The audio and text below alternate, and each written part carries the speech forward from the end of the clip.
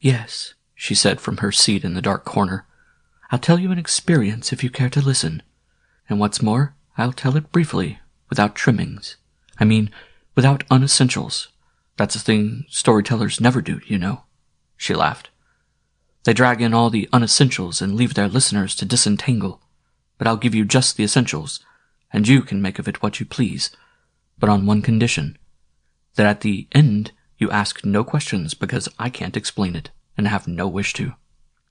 We agreed. We were all serious. After listening to a dozen prolix stories from people who merely wished to talk, but had nothing to tell, we wanted essentials. In those days, she began, feeling from the quality of our silence that we were with her. In those days I was interested in psychic things, and had arranged to sit up alone in a haunted house in the middle of London. It was a cheap and dingy lodging house in a mean street, unfurnished.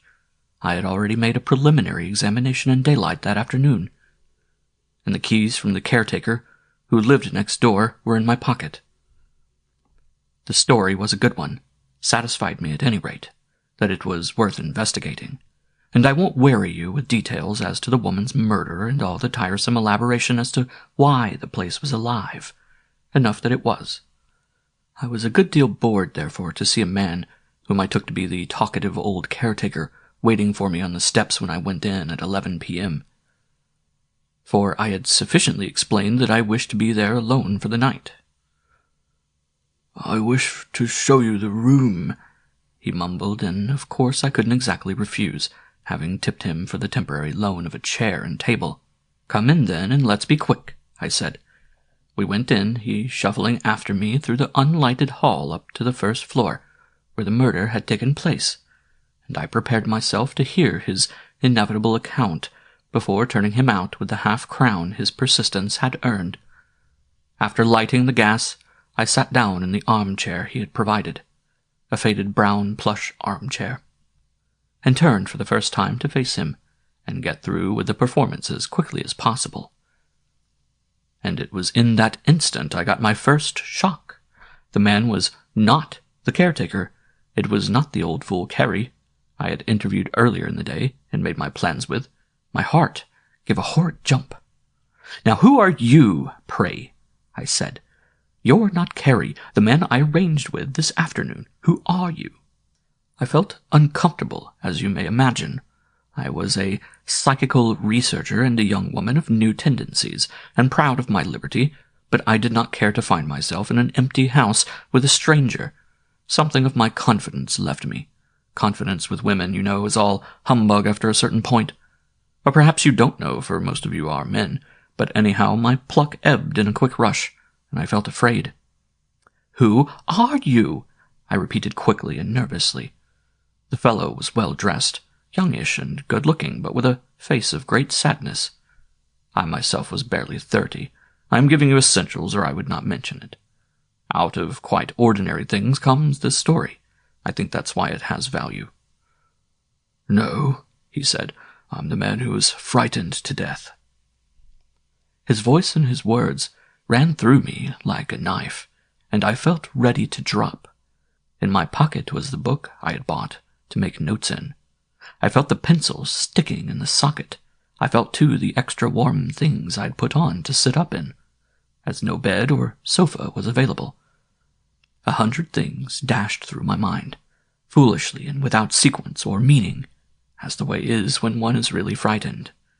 Unessentials leaped up and puzzled me, and I thought of what the papers might say if it came out, and what my smart brother-in-law would think, and whether it would be told that I had cigarettes in my pocket and was a free thinker.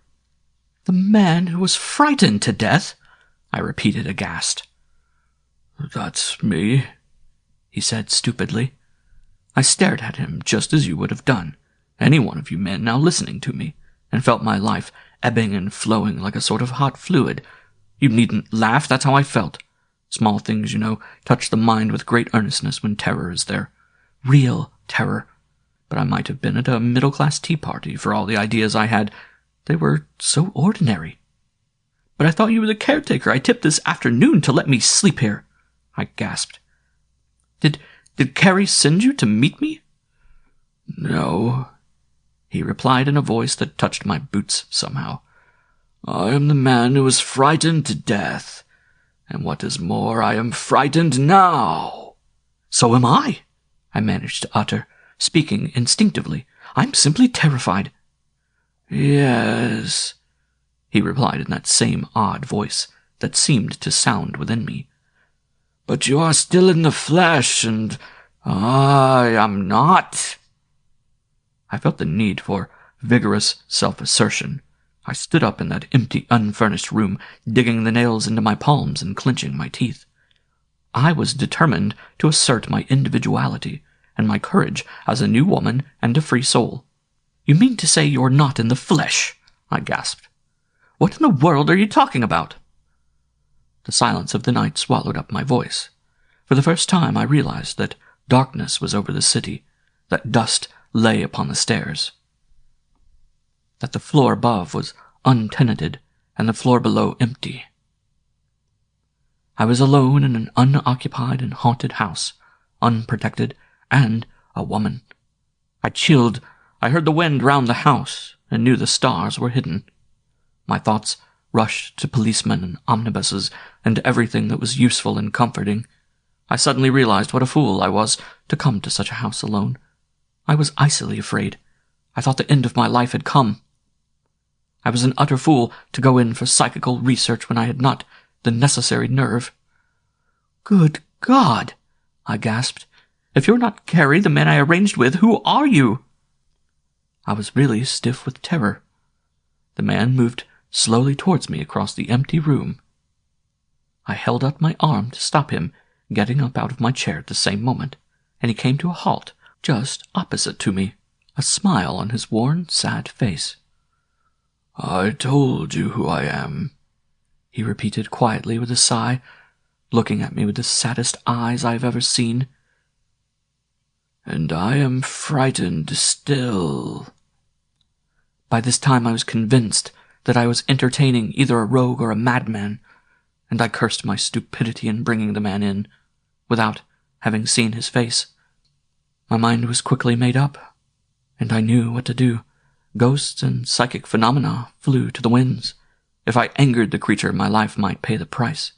I must humor him till I got to the door, and then race for the street.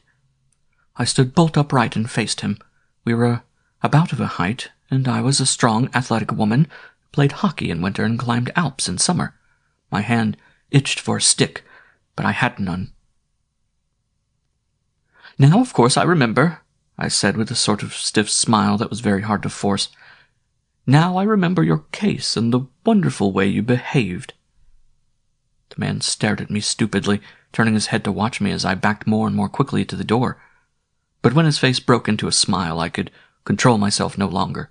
I reached the door and run, and shot out onto the landing. Like a fool, I turned the wrong way and stumbled over the stairs leading to the next story. But it was too late to change. The man was after me, I was sure, though no sound of footsteps came, and I dashed up the next flight, tearing my skirt and banging my ribs in the darkness, and rushing headlong into the first room I came to. Luckily, the door stood ajar, and still more fortunate, there was a key in the lock. In a second I had slammed the door, flung my whole weight against it, and turned to the key. I was safe, but my heart was beating like a drum. A second later it seemed to stop altogether, for I saw that there was someone else in the room besides myself. A man's figure stood between me and the windows, where the street lamps gave just enough light to outline his shape against the glass. I'm a plucky woman, you know, for even then I didn't give up hope. But I may tell you that I've never felt so vilely frightened in all my born days. I had locked myself in with him. The man leaned against the window, watching me where I lay in a collapsed heap upon the floor. So there were 2 men in the house with me, I reflected. Perhaps other rooms were occupied too. What could it all mean? But as I stared, something changed in the room, or in me. Hard to say which, and I realized my mistake, so that my fear, which had so far been physical, at once altered its character and became psychical. I became afraid in my soul instead of in my heart, and I knew immediately who this man was. "How in the world did you get up here?" I stammered to him across the empty room, amazement momentarily stemming my fear. "Now let me tell you," he began in that odd, faraway voice of his that went down my spine like a knife. "I'm in a different space, for one thing, and you'd find me in any room you went into, for according to your way of measuring, I'm all over the house. Space is a bodily condition, but I am out of the body and am not affected by space. It is my condition that keeps me here. I want something to change my condition for me, for then I could get away. What I want is sympathy, or really more than sympathy, I want affection. I want love." While he was speaking, I gathered myself slowly upon my feet. I wanted to scream and cry and laugh all at once, but I only succeeded in sighing, for my emotion was exhausted and a numbness was coming over me. I felt for the matches in my pocket and made a movement towards the gas jet. "I should be much happier if you didn't light the gas," he said at once, "for the vibrations of your light hurt me a good deal. You need not be afraid that I shall injure you. I can't touch your body to begin with, for there's a great gulf fixed, you know, and really this half-light suits me best. Now let me continue what I was trying to say before. You know, so many people have come to this house to see me, and most of them have seen me, and one and all have been terrified. If only someone would be not terrified, but kind and loving to me, then you see I might be able to change my condition and get away." His voice was so sad that I felt tears start somewhere at the back of my eyes, but fear kept all else in check. I stood shaking and cold as I listened to him. "Who are you, then? Of course Carrie didn't send you, I know now," I managed to utter, my thoughts scattered dreadfully, and I could think of nothing to say. I was afraid of a stroke. "I know nothing about Carrie or who he is," continued the man quietly, "and the name my body had I have forgotten, thank God, but I am the man who was frightened to death in this house 10 years ago, and I have been frightened ever since, and am frightened still, for the succession of cruel and curious people who come to this house to see the ghost, and thus keep alive its atmosphere of terror, only helps to render my condition worse. If only someone would be kind to me, laugh, speak gently and rationally with me, cry if they like, pity, comfort, soothe me, anything but come here in curiosity and tremble as you are now doing in that corner. Now, madam, won't you take pity on me?" His voice rose to a dreadful cry. "Won't you step out into the middle of the room and try to love me a little?" A horrible laughter came gurgling up in my throat as I heard him, but the sense of pity was stronger than the laughter, and I found myself actually leaving the support of the wall and approaching the center of the floor. "By God!" he cried at once, straightening up against the window. "You have done a kind act. That's the first attempt at sympathy that has been shown me since I died, and I feel better already. In life, you know, I was a misanthrope. Everything went wrong with me, and I came to hate my fellow men, so much that I couldn't bear to see them even. Of course, like begets like, and this hate was returned. Finally, I suffered from horrible delusions, and my room became haunted with demons that laughed and grimaced, and one night I ran into a whole cluster of them near the bed, and the fright stopped my heart and killed me. It's hate and remorse, as much as terror, that clogs me so thickly and keeps me here. If only someone could feel pity and sympathy and perhaps a little love for me, I could get away and be happy. When you came this afternoon to see over the house, I watched you, and a little hope came to me for the first time. I saw that you had courage, originality, resource, love.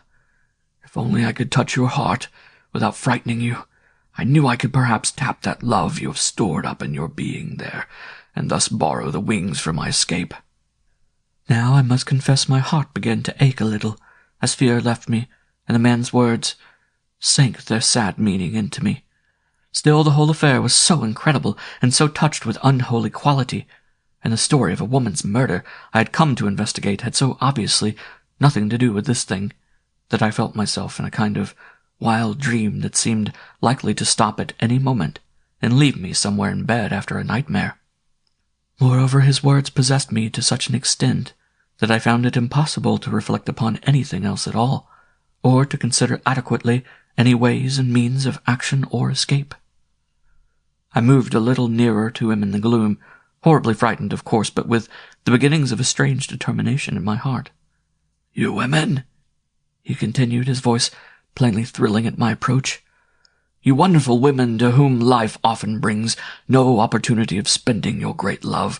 Oh, if you only could know how many of us simply yearn for it. It would save our souls if you but knew.